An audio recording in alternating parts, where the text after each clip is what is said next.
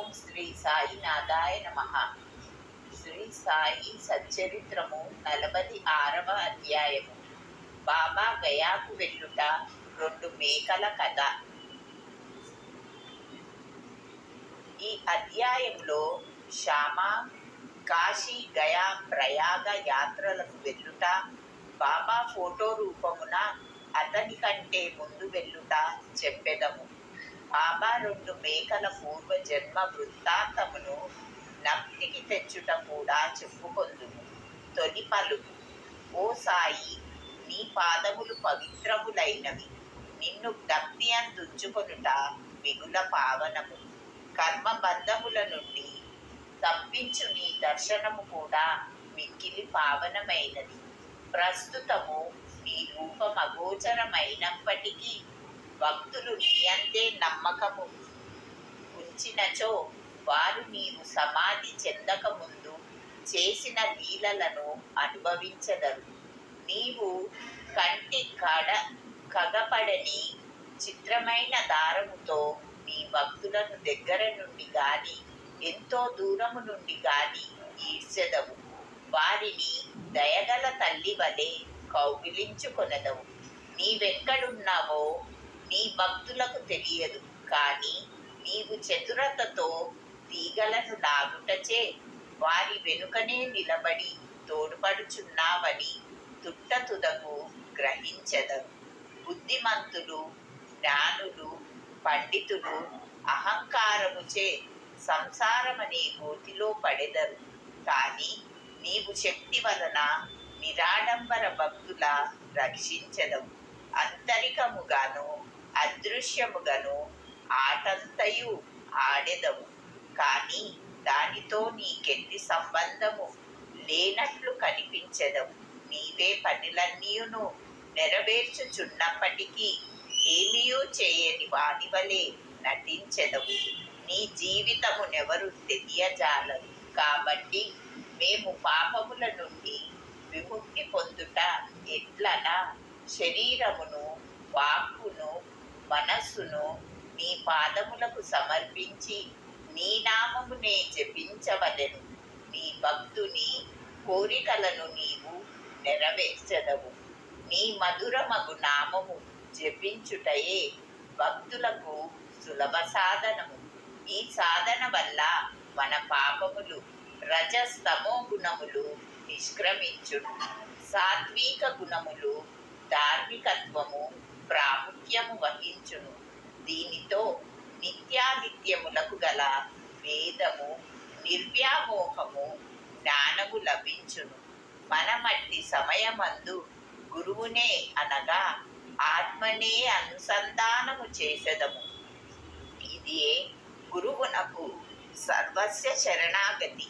దీనికి తప్పనిసరి ఒకే గుర్తు: మన మనస్సు నిశ్చలము, శాంతము అగుట. ఈ శరణాగతి గొప్పతనము, భక్తి, జ్ఞానములు విశిష్టమైనవి. ఎందుకనా శాంతి, అభిమాన రాహిత్యము, కీర్తి, తదుపరి మోక్షము ఒకటి వెనుక ఇంకొకటి వెన్నంటి వచ్చును. ఒకవేళ బాబా ఎవరైనా భక్తుని ఆమోదించినచో రాత్రింబవళ్ళు అతని చెంతనే ఉండి ఇంటి వద్దను గాని దూరదేశమున గాని వానిని వెంబడించుచుండును. భక్తుడు తన ఇష్టము వచ్చిన చోటునకు పోనిమ్ము. బాబా అచ్చటకు భక్తుని కంటే ముందుగా పోయి ఏదో ఒక ఊహించరాని రూపమున ఉండును. ఈ దిగువ కథ దీనికి ఉదాహరణము. గయా యాత్ర. బాబాతో పరిచయం కలిగిన కొన్నాళ్ళ తరువాత కాకాసాహేబు తన పెద్ద కుమారుడు బాబు ఉపనయనము నాగపూర్లో చేయ నిశ్చయించెను. సుమారదే సమయమందు నానాసాహేబు చాంద్రోకరు తన పెద్ద కుమారుని వివాహము గ్వాలియర్లో చేయ నిశ్చయించుకొనెను.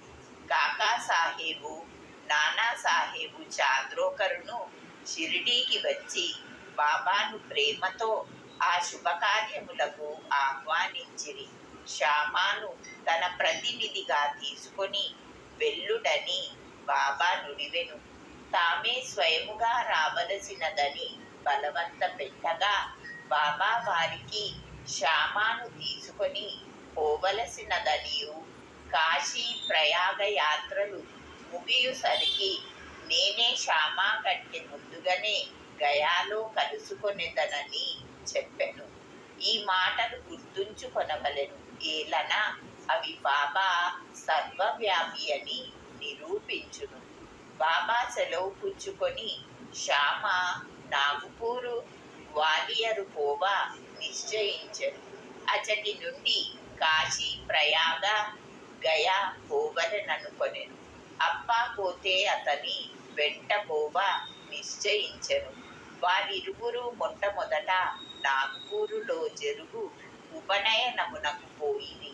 కాకాసాహేబు దీక్షిత్ శ్యామాకు 200 రూపాయలు ఖర్చుల నిమిత్తము కానుకనిచ్చెను.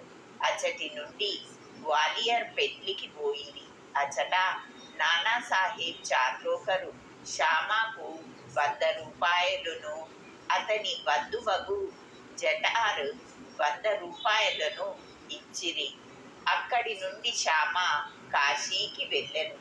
అచట జటారు యొక్క అందమైన లక్ష్మీనారాయణ మందిరములో అతనికి గొప్ప సత్కారము జరిగెను.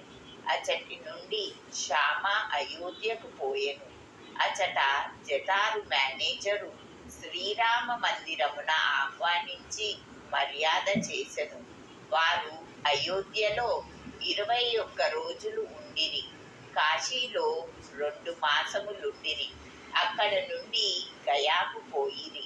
రైలు బండిలో గయాలో ప్లేగు గలదని విని కొంచెము చికాకు పడిరి. రాత్రి గయా స్టేషనులో దిగి ధర్మశాలలో బస చేసిరి.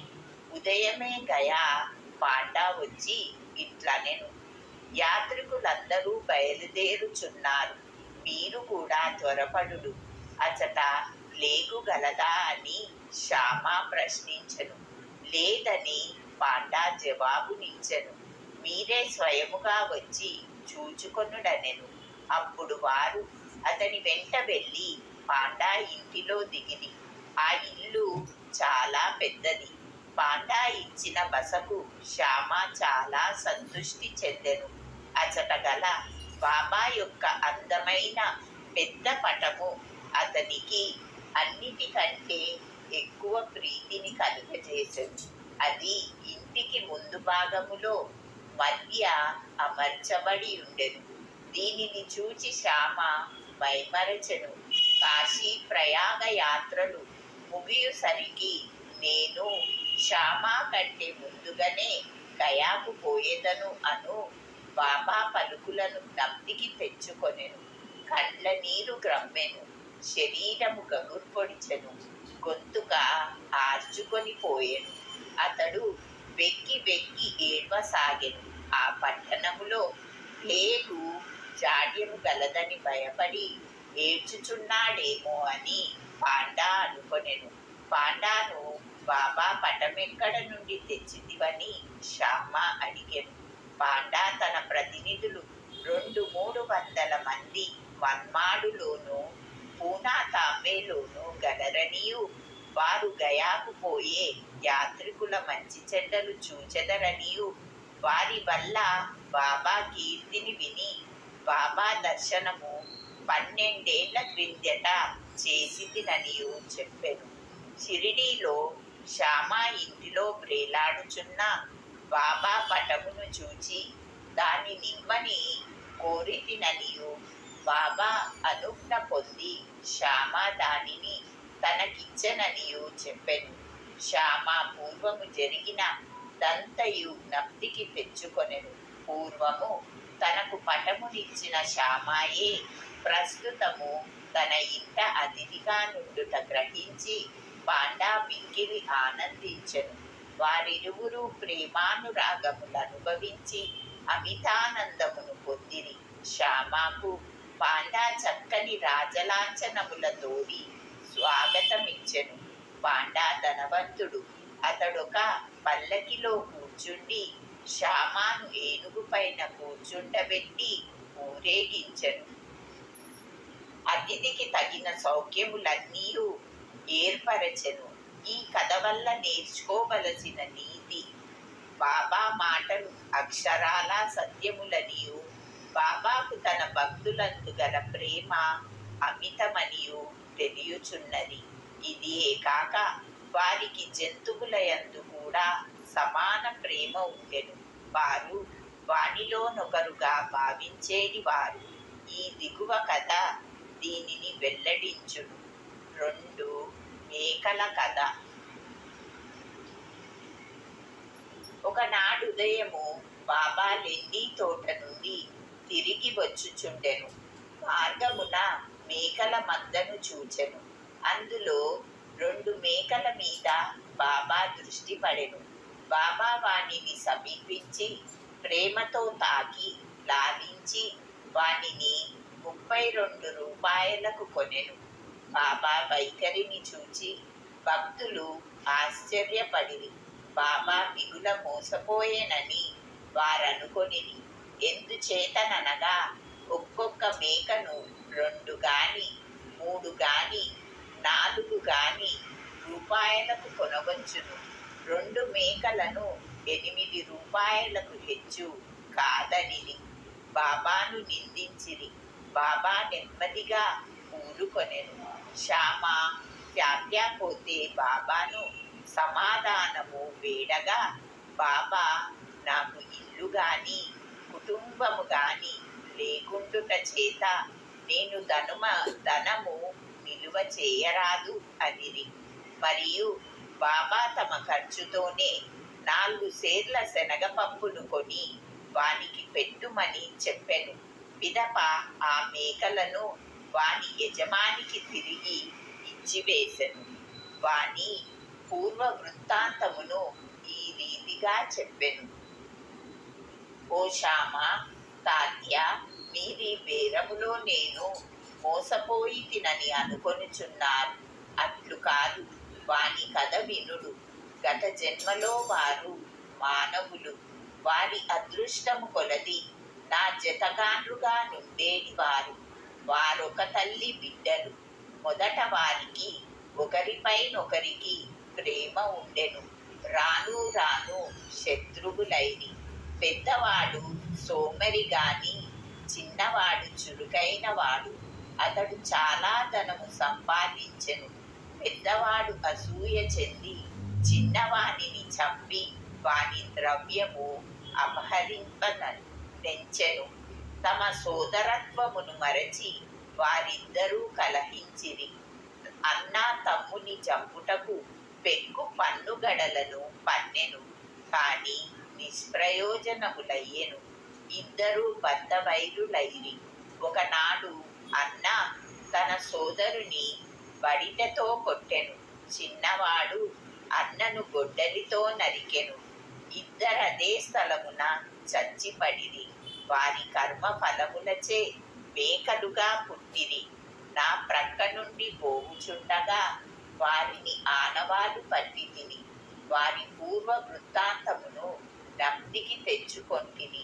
వారి యందు కనికరించి వారికి తిండి పెట్టి కొంత విశ్రాంతి కలుగజేసి ఓదార్చవలనని అనుకొంటిని. అందుచే ఇంత ద్రవ్యమును వ్యయపరిచితిని. అందులకు మీరు నన్ను దూషించుచున్నారా? నా బేరము మీరిష్టపడకుండుటచే నేను వాని యజమాని వద్దకు తిరిగి పంపివేసి తిని. మేకలపైని కూడా బాబా ప్రేమ ఎట్టిదో చూడుడు. ఓం నమో శ్రీ సాయినాథాయ నమః. 46వ అధ్యాయము సంపూర్ణము. సద్గురు శ్రీ సాయినాథార్పణమస్తు. శుభం భవతు.